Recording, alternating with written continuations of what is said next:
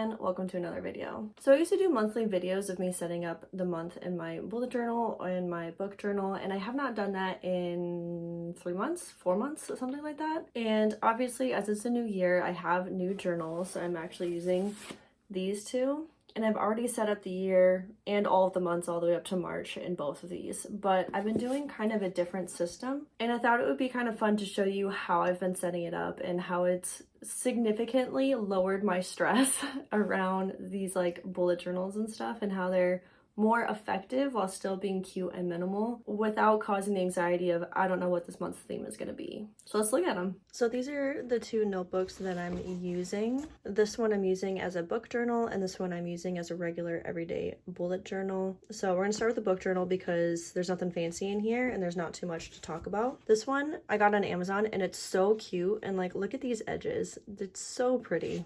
And I only got it for like $15 or something.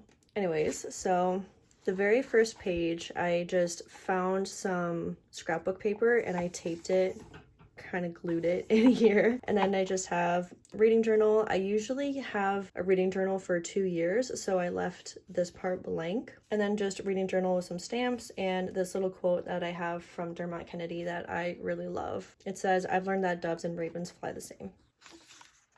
This page I left blank because it's that like weird glued page, and because the markers I'm using are alcohol based and not water based, so they ghost pretty bad. So then this is my index, which is pretty self-explanatory. Indexes are in many bullet journals. And I decided to do a couple challenges for my yearly spreads. I didn't do a ton of yearly spreads this year. I really only have challenges because I'm really bad at keeping track of yearly stuff.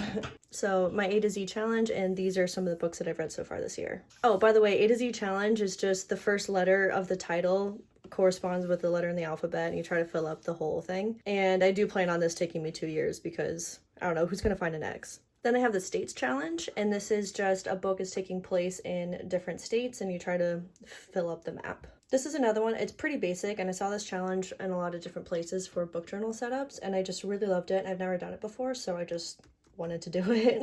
Next I have the series that I've been reading. Well, I'm actually in the middle of like a billion different series, but these are the ones that I want to actually finish. And my bookshelf where I just color in the books and have it correspond to different things. So purple is for books that I read for work because I'm an audiobook proofreader. The light green is books I've read for fun, just like on my own time. Dark green are ones I read for YouTube, which as you can see I haven't done any yet this year. And dark purple are books that I proofed for Fiverr because I wanted to try to be a Fiverr freelance beta reader, but it's a lot harder than you think, and I only got one book.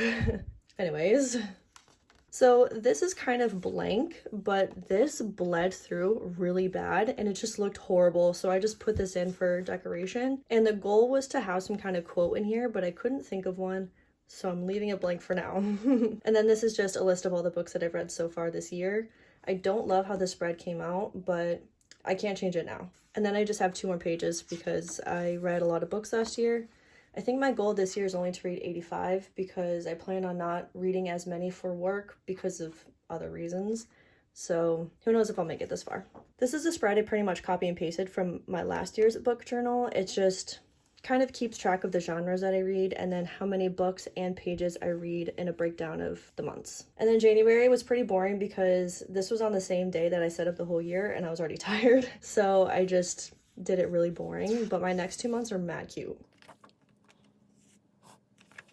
So this is my February setup. I saw, I think Riley Autumn do a setup like this in one of her like 3 setups for February or something, and I just really liked this one, so I took it and kind of changed it a little bit. I think it came out really cute.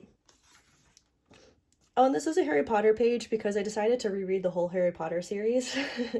I'm only on book 2 right now, but I've read them all before and multiple times. On this side, I have all of the original covers and the years that the books came out. And then on this side, I have the covers that I currently have and the years that the movies came out. And then 2023 is the year that I'm reading them again. 2007 is the first time I read them, and 2019 is the second time I read them. I'm a little bit obsessed. This is just a continuation of February.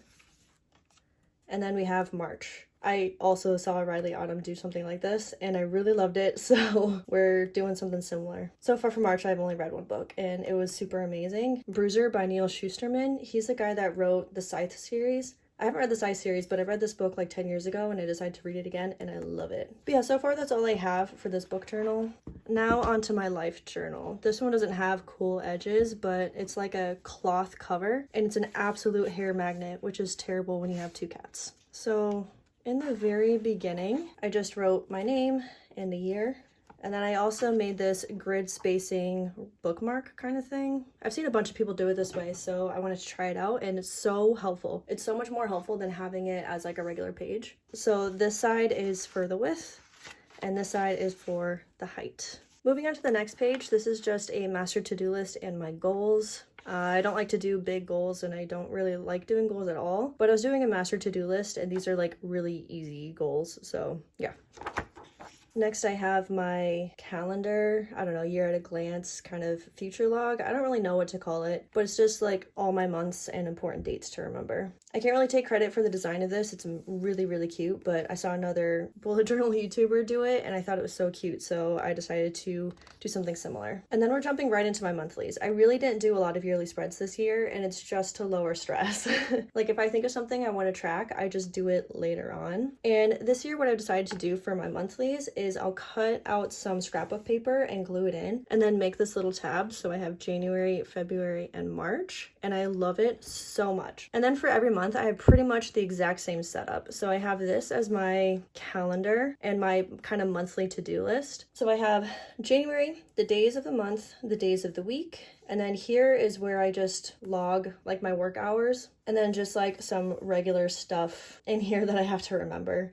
Nothing here I think is too crazy where I can't show you. So then these 2 pages are for my work notes. I don't really want to show you what they are because, I don't know, I think I can get in trouble for that. It's basically just the projects I worked on during that month. And then this is what my usual weekly is going to look like. Pretty much every weekly has the same setup. I did skip week 1 because it has some personal information in it, but this is week 2 and they're all pretty much the same. I have a tiny calendar up here, week 2, and then the days of the week, and just like to-do lists in here. And then this is kind of what I mean, where if there's something that I want to track outside of a weekly, I just like have random note pages in here. This is like all of my reading stats and my 2023 reading goals. I was going to make a video on it and then I just never got around to it, but this is all my information if you want to see. So then this is just kind of like a scrapbook page. We ended up going to this trivia night at this brewery around me for my birthday, and it was fun. It was just a fun time. So then here we are for February. I don't love this paper, but I wanted it to be kind of like pink, and that's just how it ended up looking. And then like I said, how my calendar and my monthlies are all the same, except this time I added some highlights so I could find the weekends, my paydays, and my in-office days. More weeklies, Valentine's Day dinner planner, a YouTube tracker, more weeklies, and then we're in March. I love this paper so much. I think it's so pretty. It has this kind of like shimmer on it. And then my month for March all set up. And then this is a plan of going through my closet because I'm actually a terrible clothes hoarder and I need to get rid of stuff. So on this page, we got more work notes, which I'm not going to show you. And then on this page, I'm trying to learn coding, but I'm actually terrible at it. So I made this like kind of rewards chart with plans of actually being better at coding and getting through my lessons. So far, 2 stickers, so I'm on my way. Then it just ends with some more weeklies, and that's all I have so far. I really enjoyed doing my bullet journal this way. It's taken off so much stress by just having the same structure for every month and every week, and I love doing it this way. Anyways, that's going to be it for today's video. Thank you so much for watching, and I'll see you next time. Bye! Tell me what you mean, tell me what you mean, tell me what you mean.